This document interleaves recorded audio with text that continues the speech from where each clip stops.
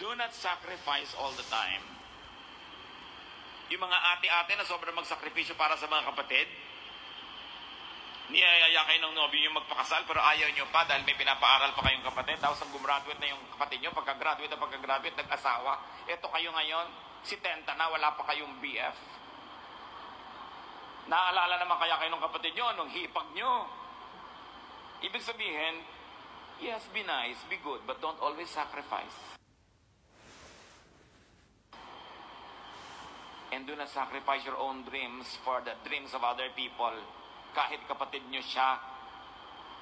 Because at the end of the day, people will be selfish. They will take care of themselves. They will not even remember you. Swerte ka na kung napaalala ka pa.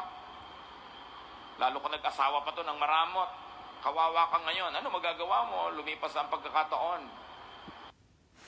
Kakanta ka kasabay si Tilly Moreno. Alam niyo yung kanta?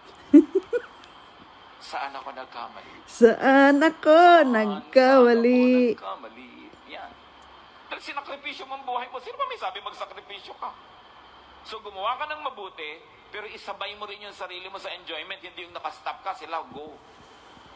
Kasi ginoglorify yan ng relihiyon, pero hindi yan ang ginoglorify ni Jesus. Jesus wants you to have fun. Do not sacrifice all the time.